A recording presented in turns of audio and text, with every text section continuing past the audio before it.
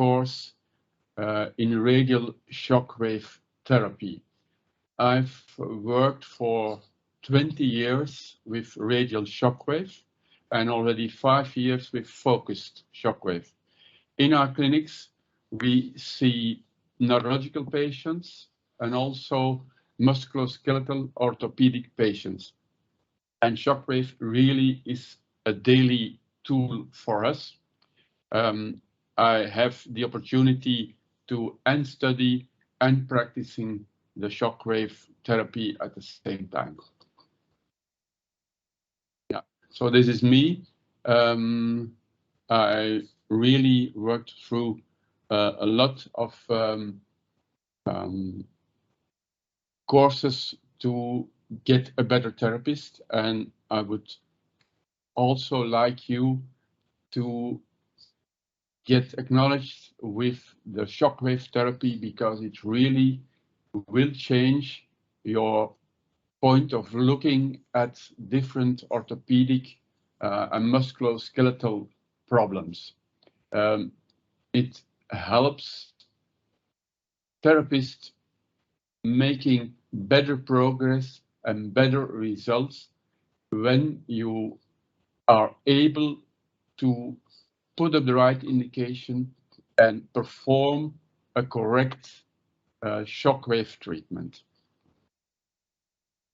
Okay, so what I'm now presenting is an introductory course as part of what I do as an independent, not an employee, but I'm independent really in consultancy.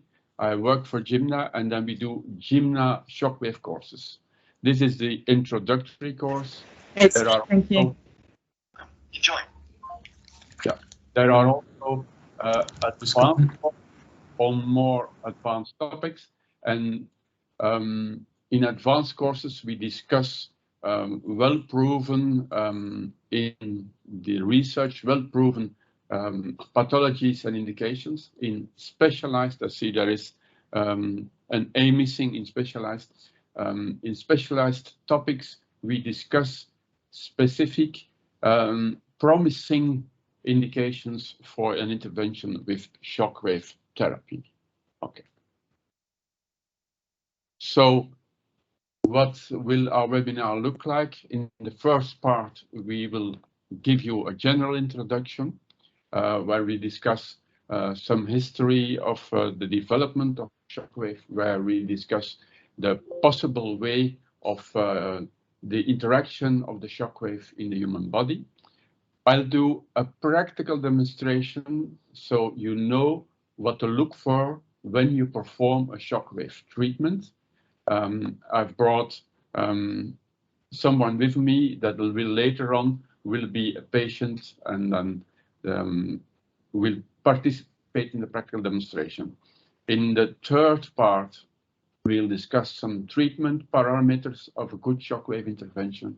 We discuss the guided therapy system, where we make an overview of the pathologies that are appropriate, are proven appropriate for treatment with shockwave, and we discuss some treatment protocols. Okay. So what is a shockwave, in fact? Yes, is it some kind of magnetism entering the body when you apply it? No, it is not. Is it the kind of electrical current that is entering the body when applying? No, it is not. Is it the kind of vibration that is entering the body and exerting its effects on the human tissue? No, it is not.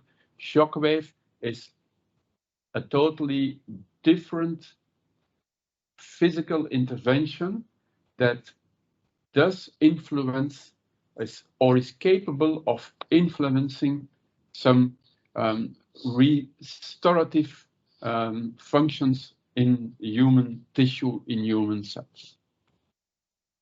First of all, shockwaves are in fact all around us. They exist in nature. So what I'm trying to do now is to make this abstract thing, this extra abstract principle that the shockwave is, to make it more concrete and to show that it exists in nature, that it's in fact. This was an example of how it does exist in nature. You saw the lethal possibility. Of course, that's not what we are going to use with our patients. We are going to use the restorative capacities of a correctly administered shockwave intervention. Another example of a presence of shockwaves is made visual over here. You see that at a certain speed limit, or at a certain speed, not a limit, at a certain speed, aeroplanes do create shockwaves and some waves inside the medium where they're transferring themselves in. And it's made visual over here by those gray scales. Yeah. Another example is, for instance, when there is a bomb explosion, you have preceding of the explosion, you have, and it's also made visual because it does become more and more gray, you see a shockwave preceding the explosion. And so it's related to a big generation of energy, and it does transfer into the surrounding medium. And that's important to take into account. The first really discovery, or what people were asking themselves questions about, was in World War II, when there were soldiers lying into water, and at a distance of 2-3 kilometers, a bomb was dropped inside the water, and it did explode. And the soldiers lying in the water got severe lung destruction. And the people were really astonished by it. I didn't know what it was. And then they started looking for this phenomenon. Another example of shockwaves, which were only discovered past World War II, was a German submarine having a torpedo on board and firing at an English frigate, and the torpedo did struck the frigate stunk, but on board of the submarine, the soldiers, there were 25 of them, they all died. And last year, there has been given an explanation that because of the explosion of the torpedo, a shockwave was generated, and the shockwave did return to the submarine.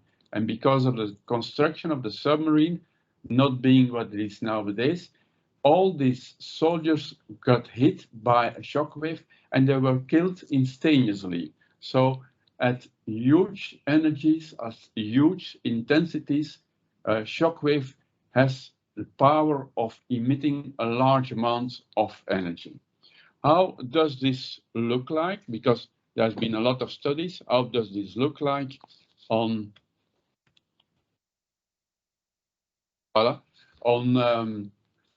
a curve? How is it generated, the shockwave? So the characteristics is that you have a very steep rise when the shockwave is generated, and at milliseconds. And then this is a positive part, and you also have a kind of negative phase into the characteristics of a real shockwave.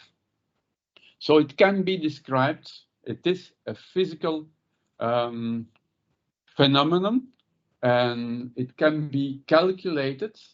And as always, when there is a discovery of potentiality of physical things, of electricity, whatever, you can ask what benefits can there be for mankind, and in medicinal use especially. So characteristics: steep rise, a high amplitude, and a small tensile wave component. I was already discussing a little bit about the history of the medical shockwave, and I did talk about the discovery of the effect of the shockwaves during World War II, and those soldiers lying in the water and the submarine firing a torpedo and having those disastrous effects. Yeah. So in laboratories, they started really experimenting with this new phenomenon, and after doing some extensive animal research, where they really did surgically put kidney stones inside the kidneys of living animals. So they took some kidney stones out of a sick animal and put it inside the kidneys of a test animal, and then they experimented if they could destroy the kidney stones by this new discovered physical phenomenon, this shockwave. Yeah? And especially they were investigating the possibility of the transferring of the shockwave into biological tissue, because this was discovered experimentally by hazard in a laboratory in Germany, where an employee did touch a plate the very moment a shockwave did pass through it, and he experienced it inside his body. So it was not known that it was possible to transfer a shockwave into human body. And so they started really investigating it much more, and they invented it, the experimental destruction of kidney stones. In this case, the experimental destruction of kidney stones they placed inside an animal's body. Afterwards, the 1980s, there was the first experimental lithotripsy on humans, and also one of the first indications of the use of shockwave was on the non-unions. So fractures that did not heal in a spontaneous way were stimulated by an intervention with focused shockwave. Focused shockwave, I will come back on it later, was easy to reproduce. And they needed it, as you can see in this photo, they needed a huge chamber and a bath filled with water to put their patient inside, and they needed a big room. Nowadays, those devices are much smaller, but still for focused shockwaves, for kidney destruction, it's still quite a device. Yeah. Here you see a picture from 1996 of the first radial shockwave, and that's what we're in fact discussing today, the radial shockwave. And it was on the Olympic Games of 1996 in Atlanta that this device was taken with them. Once again, you see it was a burden to take with as a kind of logistics. Nowadays, the device you see it's much more friendly to use and to transport. Okay, so that's what we're discussing. Yeah. And afterwards, there came some indications and some, further exploration of the technology for cardiology, for wound healing and aesthetics. The first studies on radial shockwaves and their success on pathologies were gained after at first, focused shockwaves seem to be beneficial for calcifications inside tendons. And in fact, the first orthopedic treatments on calcification in tendons were done by urologists using the devices they used for their lithotripsy for the destruction of kidney stones. Okay. So since 2010, there is more and more growing evidence for the intervention in musculoskeletal medicine with shockwave. Okay, the generation of a shockwave, the different generation I already discussed. The focused shockwave, I already mentioned the radial shockwaves. So I will go to the slide where we make the comparison. Yeah, on the radial and focused shockwave, you see there are different techniques of generating focused, and there are two different techniques of generating radial shockwave. The focused shockwave, they differ in their dispersion of their energy inside the body. They go to a precise point inside the body, really focused like a laser beam on half a square of a half a millimeter. Yeah. Radial shockwave get a dispersion. Yeah. Focused shockwave, and I will really look for the appropriate slide. Yeah. Focused shockwave, you see, is really penetrating inside the tissue and starts over here, and there is no energy loss at the surface. Yeah. The radial shockwave is a lot of energy on the surface, but there's a broader range of tissue you can influence at once. Some other differences between the focused and the radial is that the focused shockwave really does cost much more than a radial shockwave does. For treatment with radial shockwave, there is no anesthesia needed. In fact, there are some studies proving that the information you get from your patients when not anesthetized helps you performing better, making your intervention much more successful.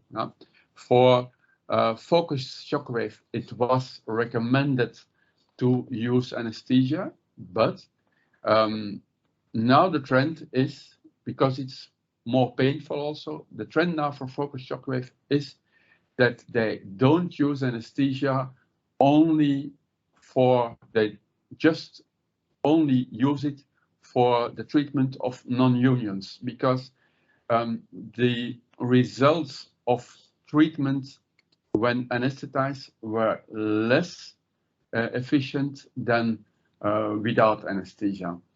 So also in radial shockwave, it is not needed to guide your treatment or intervention by ultrasound, because the feedback you get from your patient is much more reliable than the image you get from your ultrasound guiding. For focused shockwave, it is still recommended to have an ultrasound guiding intervention. So the target zone in radial shockwave is much bigger, and you can hardly miss normally the pathology you want to treat. In focused shockwave, you have to treat very precise because it's easy to miss your target zone. The side effects in radial shockwave are very low. You can have some irritation of the skin. You might have some bruising, but it's always temporarily. After 2-3 days, it always passes, and maybe your patient will complain of a little bit pain afterwards the treatment, but this passes really temporarily. In focused shockwave, this is different because the intensities you are going to use are much higher, and then your patient might have more bleedings, might have some longer lasting after pain. For muscle treatments, radial shockwave is really recommended, especially for the treatment of myofascial pain syndromes, because once again, your treatment area is much larger, and when you treat trigger points, you can treat first locally the trigger point, the spot itself, and then more on a general base, the hypertonia of the surrounding muscle fibers. Because once again, of the nature of the focus of the shockwave, of the focus shockwave, it's less appropriate and it's less competitive with radial shockwave. Yeah. For tendon treatments, you can state that they are equally doing their job. Just knowing that in focus shockwave, you should be careful not to administer too much energy because you might provoke necrosis of the tendon, which in radial shockwave, because of the limited amount of energy, is never possible. For bone treatment, so then we are also discussing delayed unions or non-unions. For radial shockwaves, we do have sufficient research proving that for superficial lying bones, there is a good reason why to use radial shockwaves. For deeper lying non-unions, then focused shockwave has still an advantage. And I've read very recently that now there are some experiments going on where they make an osteosynthesis of a fracture and do, during the operation, a focus shockwave treatment on the fracture area so that it's new and trying to start up the healing of this kind of pathologies really already during operation. So also to demonstrate that insights are still going on and we're learning more and more, and next year we will know more than we know today. Okay. How in radial shockwave is the shockwave generated? You have the handpiece, and in the handpiece there is, I'll show it also. So in this handpiece, there is a tube inside. The handpiece is connected via a cable with a compressor. The compressor blows and will smash the small projectile over here to the applicator. Yeah, and like in this physical principle, you will have a transfer of energy to the applicator, and the applicator transferring once again the administered energy into the patient's body.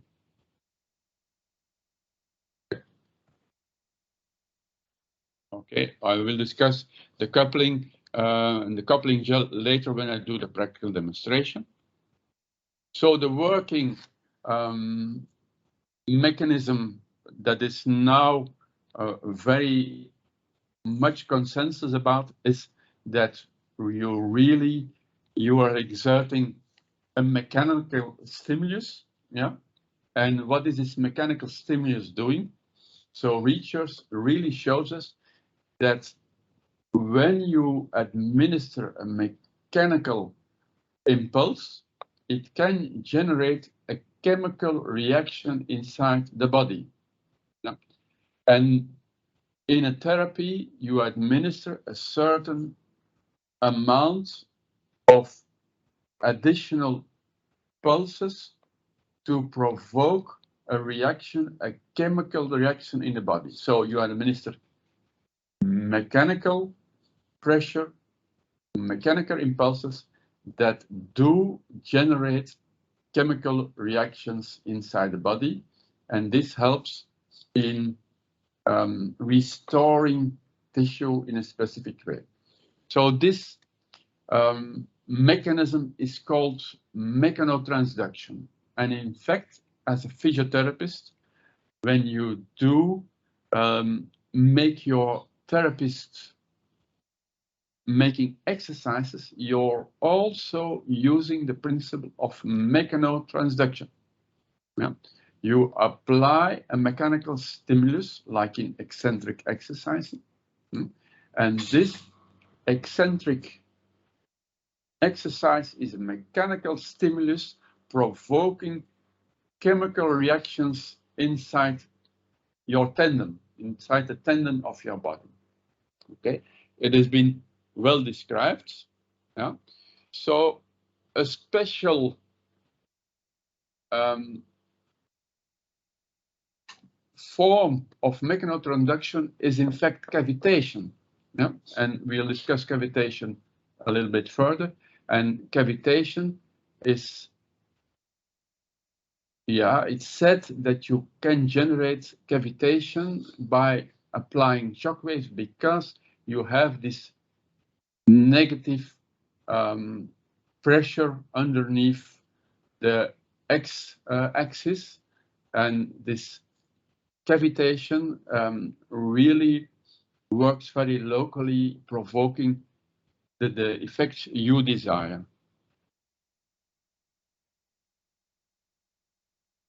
So when you look for mechanotransduction and you see this is a diagram of a simplified model, then you really influence the cytoskeleton of the cell and thus provoking these effects for regeneration. Yeah, so it's well described. I'm going a little bit over time, so I will proceed. And yeah, okay. There's a lot of literature really describing this kind of effect on the body.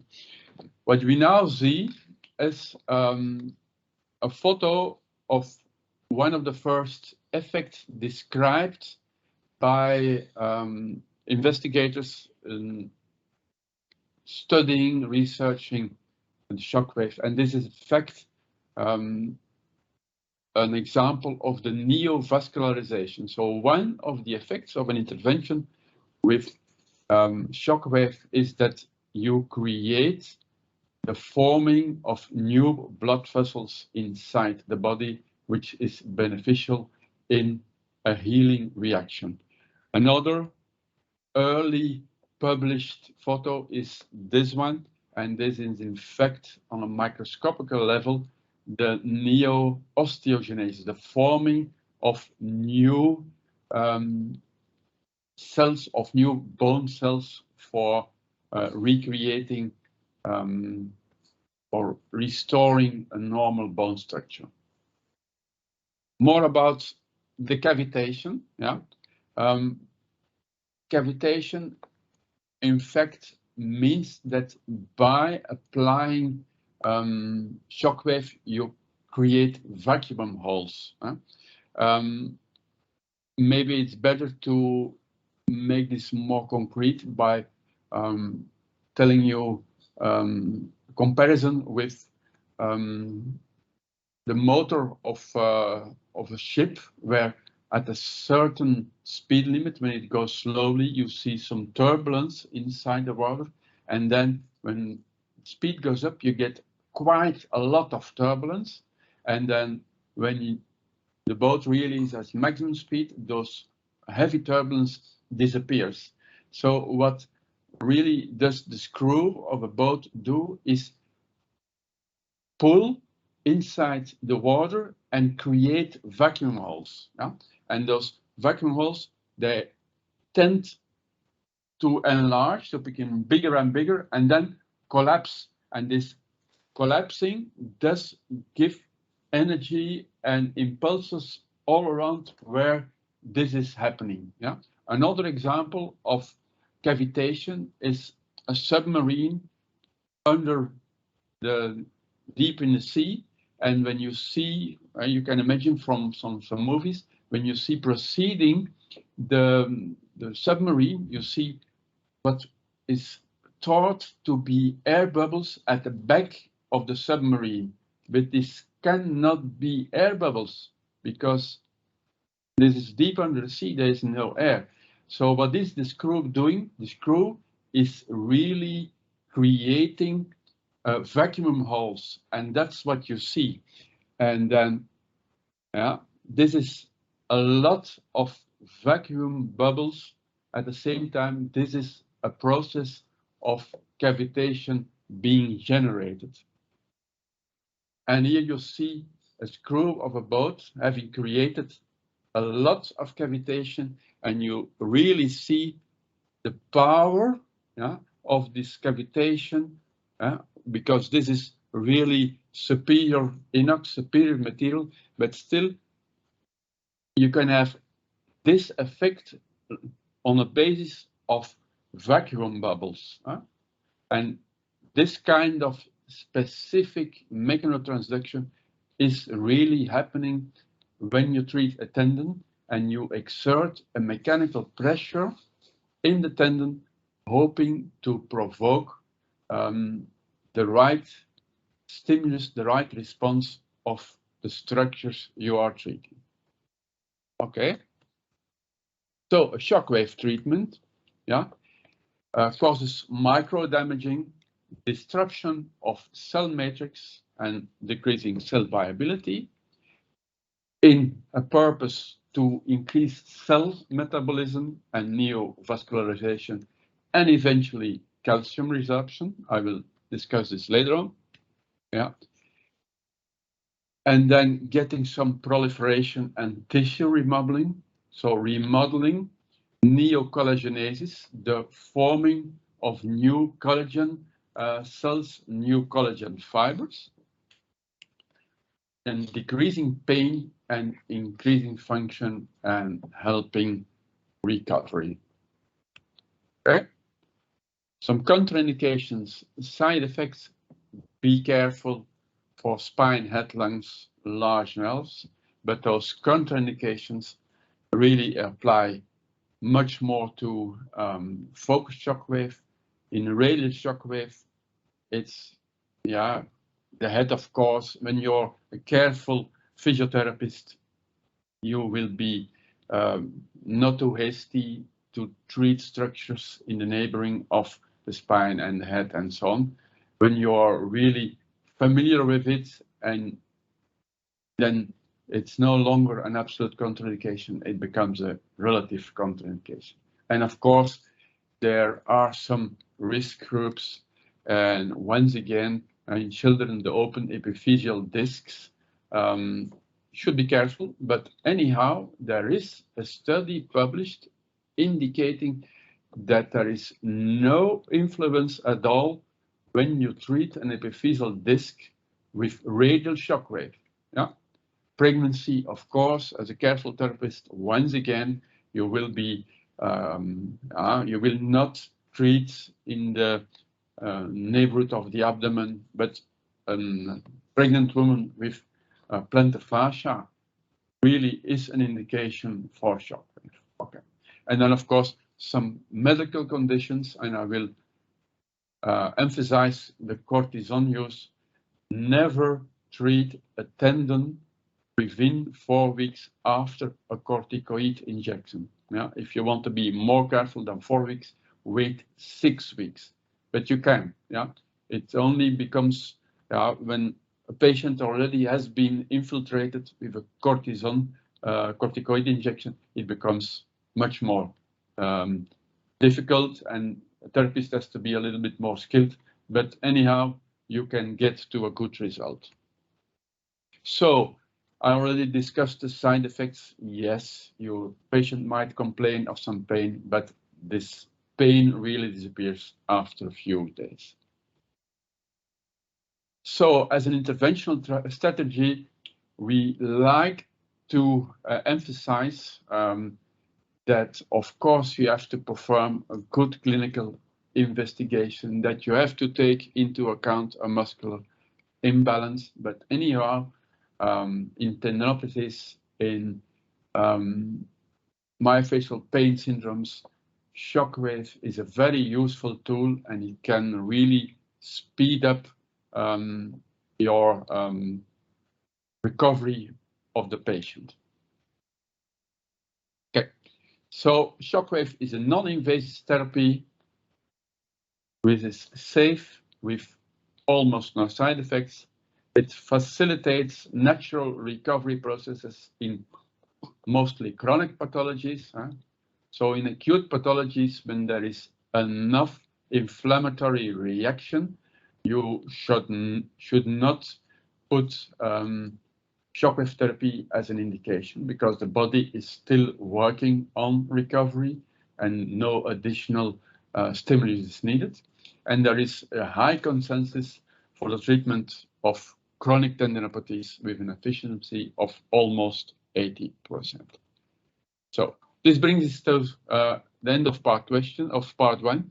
Questions is for at the end of the webinar, but I think Wade has some questions for you now. Wade, over to you.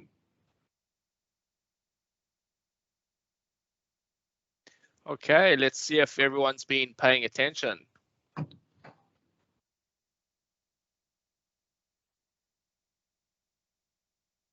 Okay, so launching the first question.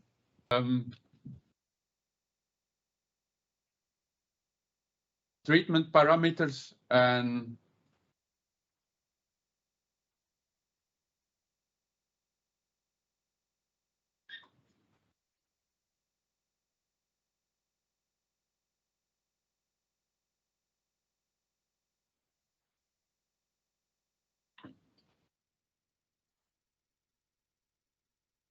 yeah, so the PowerPoint is now loading.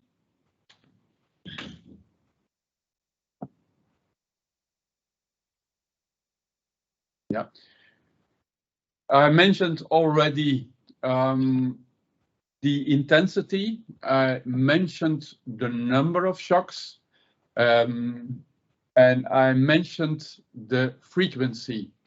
All three important parameters in a shockwave intervention. So intensity in pain diminishing, there seems, yeah, no, it's not. I saw a pop-up on my screen, but yeah, it's it's a huge, it's a heavy PowerPoint. That's why it does take some time. So intensity in pain diminishing, there can be a linear comparison. That the more you're able to stimulate, the better pain diminishing can be. For tendon regeneration, however, there is an optimal stimulation range. So you should not go too much behind or over the 2.8 bar, because the energy you delivered in radial shockwave is expressed in bar. In scientific studies, it's mostly in millijoule per square millimeter, but it's an equivalent of energy delivered. So here you do have an overview of the different treatment parameters. So the intensity in millijoule per square millimeter or in bar. The treatment duration is the total amount of shocks. As I told you, for an appropriate stimulus, it is considered, and studies are confirming that for most tendons between 1,500 and 2,000 shocks are enough. However, when there is a tendon, for instance, the Achilles tendon, you can discriminate the Achilles tendinopathy at the insertion point, then 2,000 shocks are enough. For the main body of the Achilles tendon, 2,000 shocks during one treatment is not enough to get good results. The first studies really demonstrated that when you compared insertion tendinopathy of the Achilles tendon with mid portion of the Achilles tendon body, the same number of shocks, the results with the insertion tendinopathy were superior. Yeah, and when they doubled the total amount of shocks for the body of the Achilles, 4,000 shocks, then the results became equivalent. Yeah? And it is believed that because the neighboring bone, the heel bone, you get some reflection of your shockwave, and you in fact get a higher dose locally at this insertion of the tendon. Okay, so depending on literature, new insights come, and therapists get informed for applying in an adequate way their shockwave treatment. Yeah. An important parameter also that is not on the interface of the device is the treatment interval. Yeah.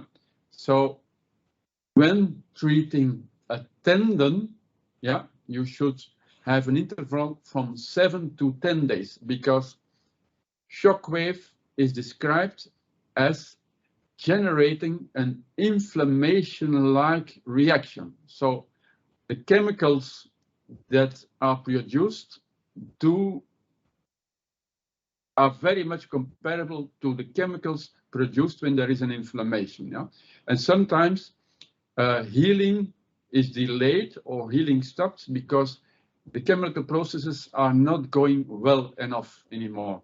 And then when you apply shockwave, then you provoke an inflammation-like reaction, and you induce the generation of those chemicals in the structures that are pathological.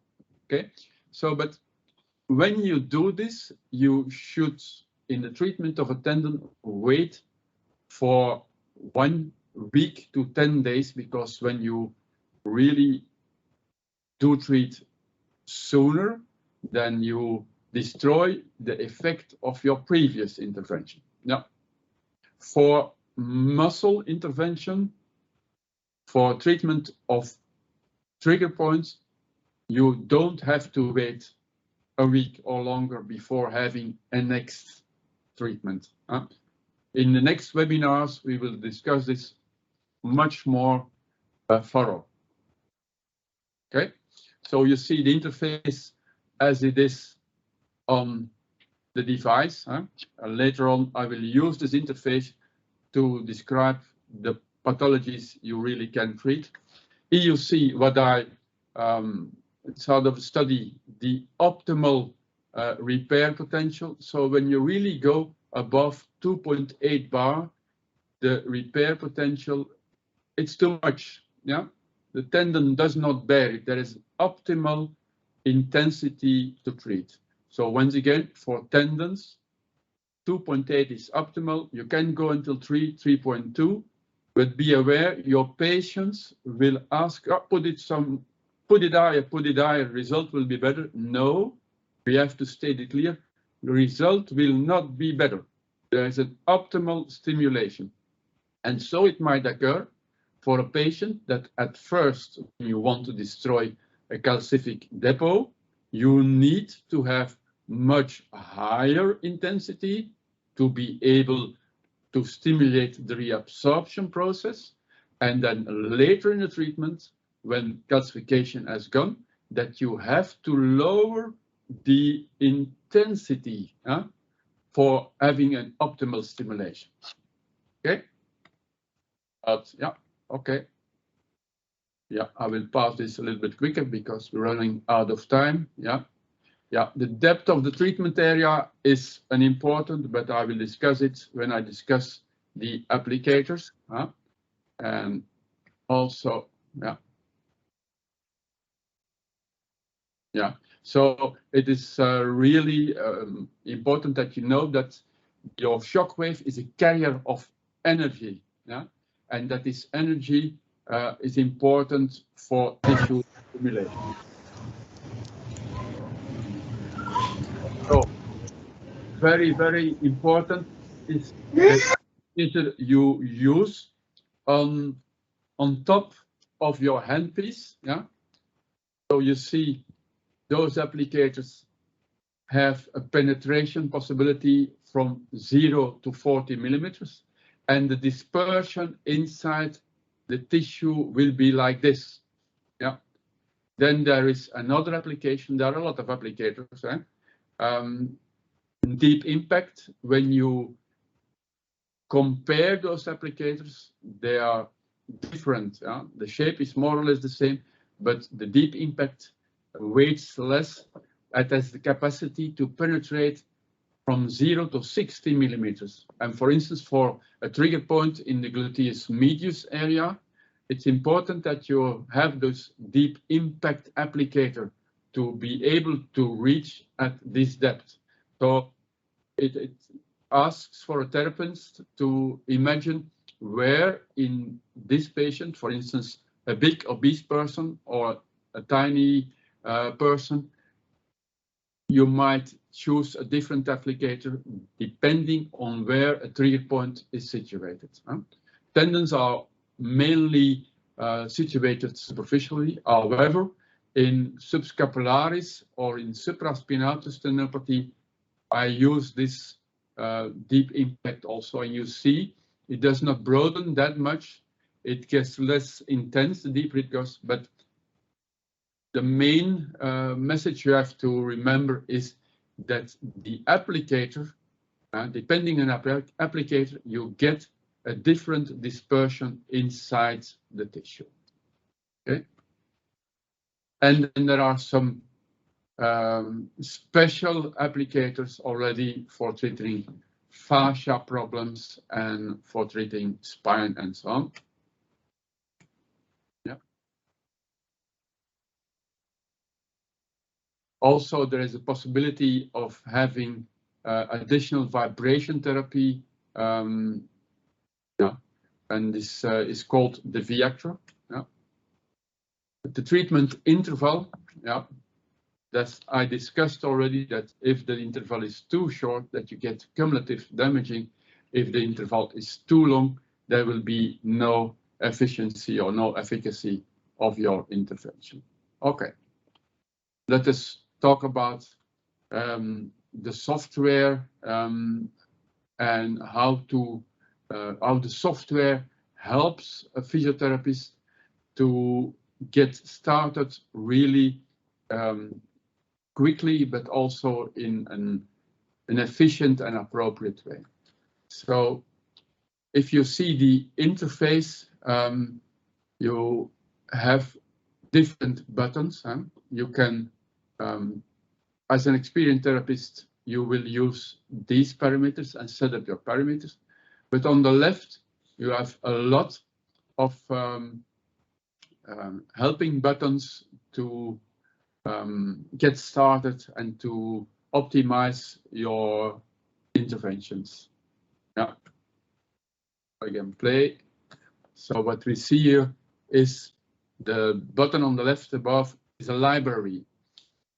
In this library are indexed all pathologies where there is sufficient study, so at least one randomized controlled trial giving of a good quality, giving us appropriate treatment parameters.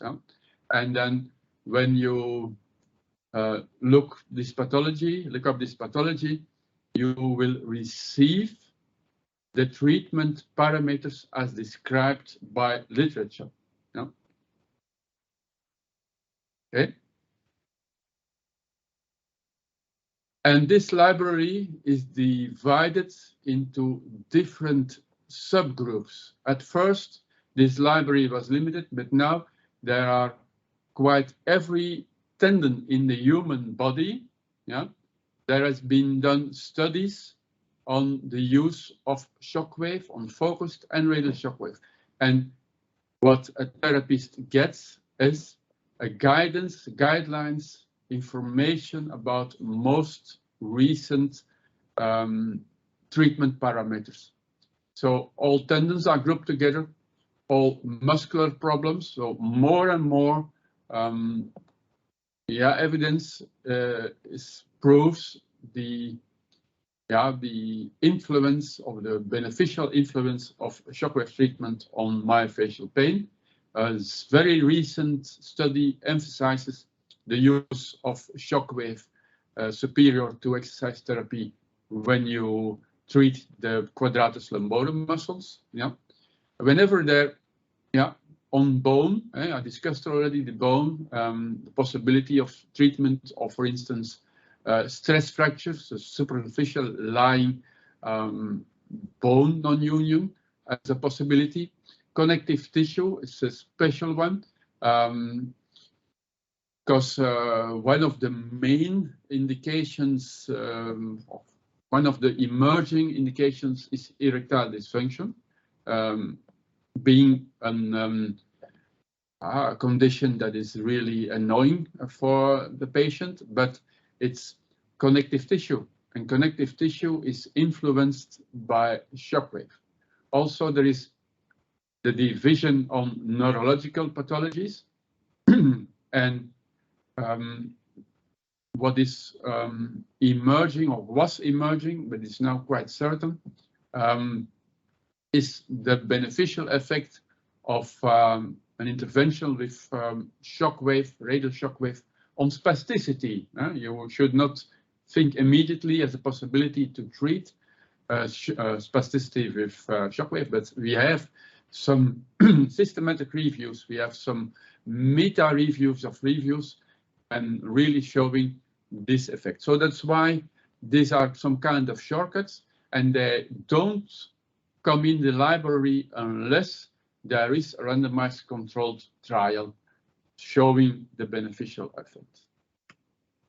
Okay, it's also possible for a therapist to choose or to start an intervention starting from body area. So we have a shoulder pathology, you click on the button, and then you get once again a presentation of a possible intervention based on the most recent literature.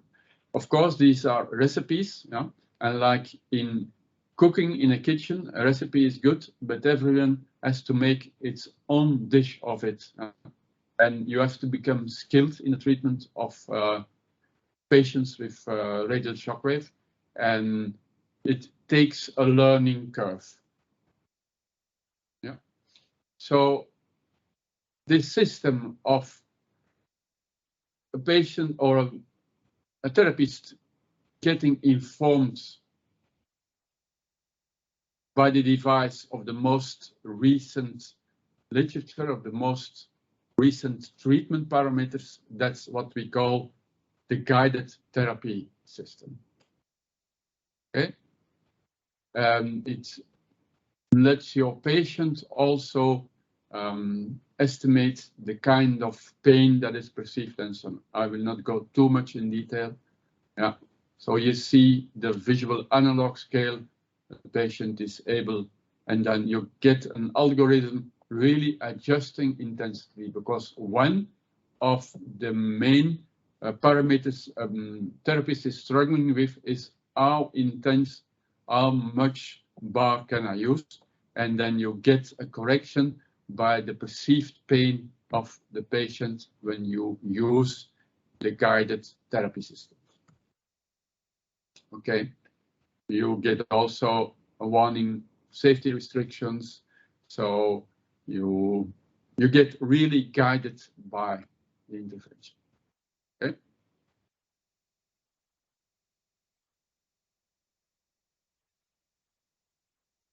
That was one. So, what kind of treatment protocols are really put into this guided therapy system? We let us guide with a clinical board. We have 8 different therapists with years of experience in the use of radial shockwave. And at first we look at what the International Society for Medical Shockwave Treatment does say. And then we only admit level 1 and level 2 of studies inside our guided therapy system. For instance, the Dupuytren I see over here is not inside the guided therapy system, because there is, even in 2022, no real randomized controlled trial really explaining or delivering us treatment parameters for being able to put inside the guided therapy system. So, but all other pathologies that really have good studies are put inside software, and there's also the possibility, it is a fact that the software is upgraded every 2 years, and that you get, in fact, a retrograde compatibility. Every therapist using the guided therapy system will be able to receive the software with the new pathologies inside the device. Okay, so I probably should skip this bit because we're running quite out of time and go to my correct. It seems the wrong or the not adjusted PowerPoint has been loaded. So I will stop sharing this and I will conclude with some home messages.